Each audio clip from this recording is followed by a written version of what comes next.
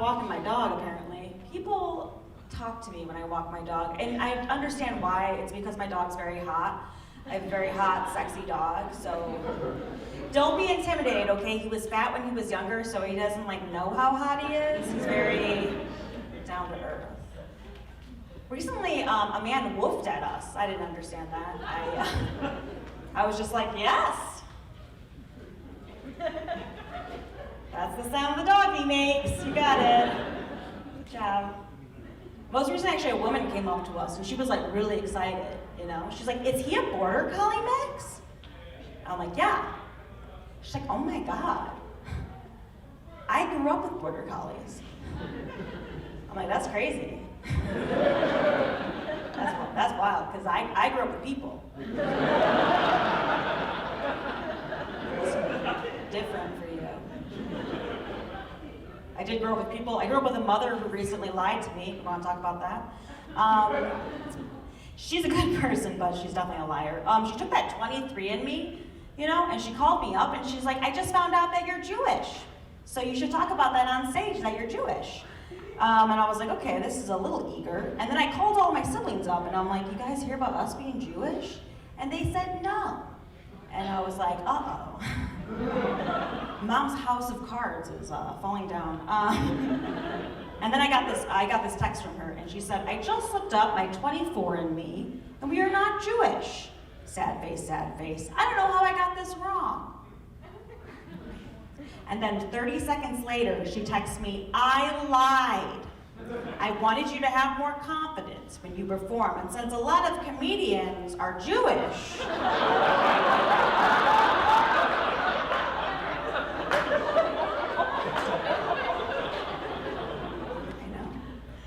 I told that.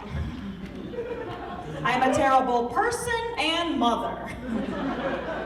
Which is such a Jewish mom thing to say, right? She nailed it. She nailed it. I know you guys are thinking, you're like, well, you could be Jewish on your dad's side. My dad got the form for the 23andMe, and his reaction was, Caitlin, they wanted my email. I'm like, yeah, Dad, they also want your genetic information. Keep that email under wraps, Pops, you maniac. He was having a hard time. He had a hard time over the quarantine, the core. He had a tough time because his favorite people are strangers. And so it was very difficult for him. But he did call me a few months ago about the check in the mail. He called me up and he was like, Caitlin, I got my stimulation check in the mail. Very cool, very cool. I'm like, please don't call it that. He called me up at the beginning of quarantine last year as if he was giving me advice. And he's like, just so you know, Caitlin, you can't touch people at the grocery store anymore, okay? You can't touch anyone, all right, Caitlin?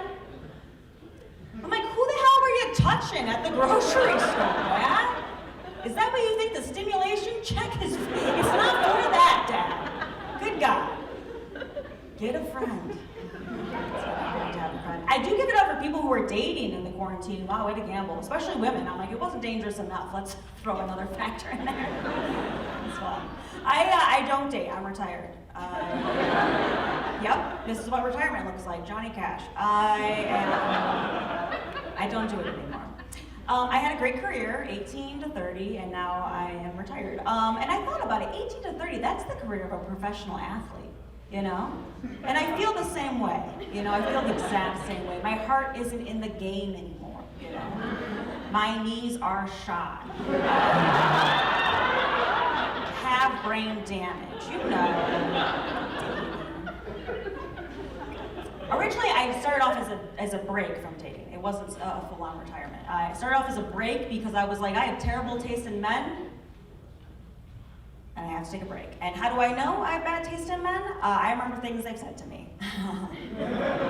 One time I was dating this guy and he said this to me verbatim. He said, Caitlin, don't be sorry, be better. Which is the meanest thing you've ever heard, right? So mean. I miss him. Give me a call. No, please don't find me again. It is difficult to date in Chicago, especially. I will say that. We see it, right? We've all seen it, right? I'll say it out loud for all of us. The women here, gorgeous, right? And the men are here. And they showed up, so there's something to be said for that, right? You know what I mean? There's a very good, the looks disparity works in your favor, so don't knock it. I used to hold Seth Rogen personally responsible for this, you know? I used to think, I'm like, he's the one that gave all these guys this idea, they all deserve a Katherine Heigl, you know? Which is not true. But then I started thinking about it, and I started thinking about this, and I'm like, oh, this has kind of been going on forever, right? We can look at literature, sure. You know, I was thinking about this because, I'm like, Quasimodo or like Phantom of the Opera. You know, these guys weren't going for the village hag, okay? They were going for top tier women. You know, I don't know. I just feel like if you actually talk to Quasimodo, he'd be like, yeah, sure. No one's ever shown me any kind of physical affection, but like no fat chicks. Am I right, guys?